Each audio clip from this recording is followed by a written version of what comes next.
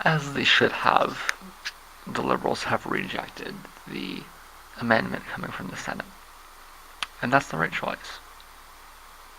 It's our elected parliament that makes our laws, not our unelected Senate. Had they accepted the change, it would have set off a really major crisis of democratic legitimacy. Unfortunately, the Senate has threatened to push back. My view is if they do that, the government is going to need to modify its Senate reform policies. The last time this happened was abortion, and the Senate did the right thing then in blocking an obviously unconstitutional law. But the situation is not comparable. This law is not clearly unconstitutional. I think it is, but it's not clearly so. The court needs to make that choice, not the Senate. The Senate is just interfering here, overstepping, meddling.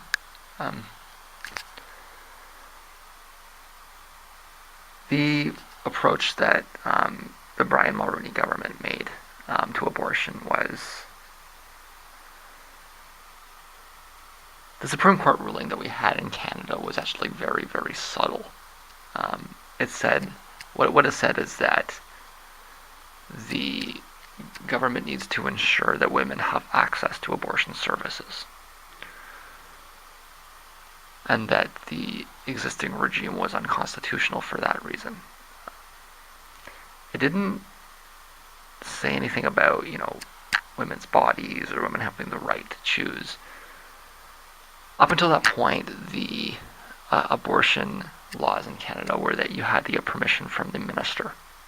I can't remember what minister, the Minister of Health, I think, probably. And it created a huge backlog of cases. The minister didn't want to deal with it. People weren't getting access, and so pregnancies were going through because they couldn't get access. And the court said this isn't working, right? And so the court didn't actually remove the restrictions. What it did was it ordered the government to ensure that there would be access, or outlaw it, right? If there could be access, it was, I haven't read it in a while, but the crux of it was that they couldn't allow the system to continue as it had been, which was a de facto restriction. Even though that wasn't the intent of it. The intent of it was actually to provide access, but the services weren't being funded, right? And so the government said, well, the government was opposed to it, like opposed to abortion. It was a conservative government. And it said, well, instead of putting more money for abortion services, we're going to outlaw it altogether. And that was the law that came through. It was to completely ban abortion, which was the way that the Supreme Court ruling was worded allowed for that as an option, but nobody thought that the government would actually,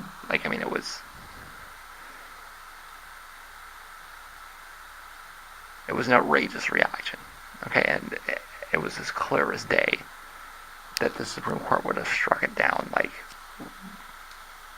immediately, right?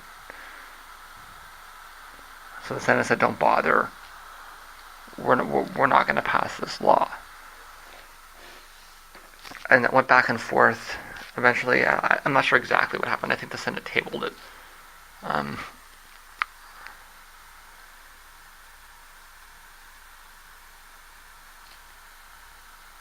But the end result was that Canada actually has no abortion laws at all. Nothing.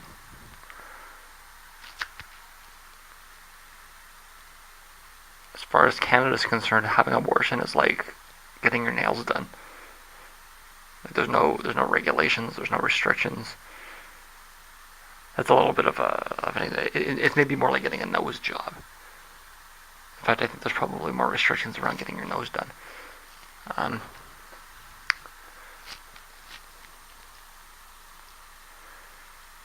So it's not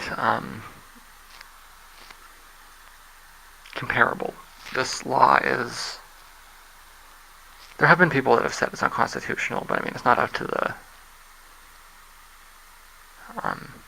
the Senate to really make that determination. The Senate's not full of constitutional scholars. There have been constitutional scholars that have said it, but let's get the court to work it out, right? Like I said, with the abortion thing, it was just so obvious. I mean, like nobody would have.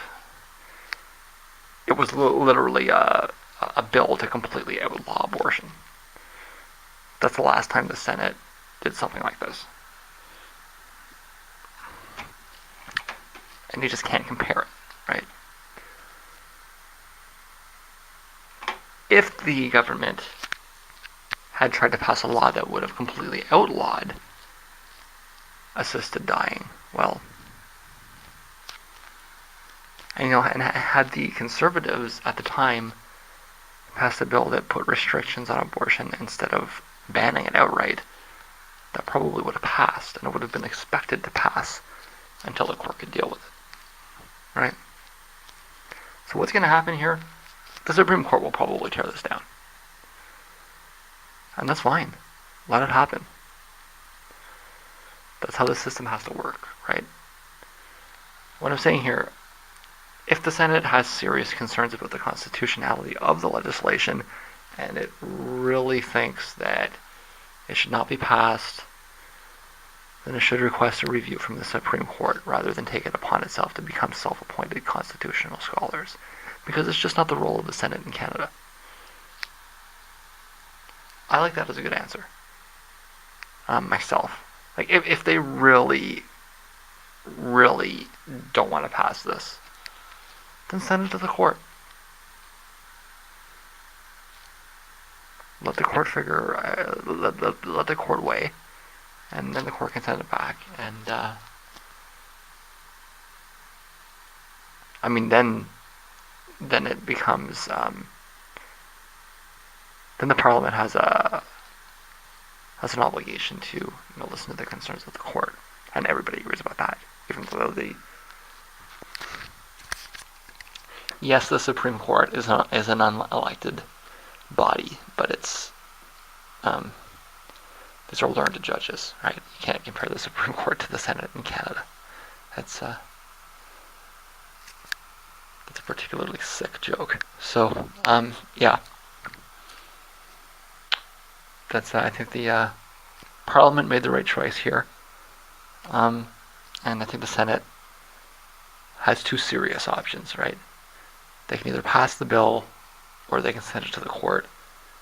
The Senate should not be sending it back, and if they do, that's a problem if they do. It's already a problem.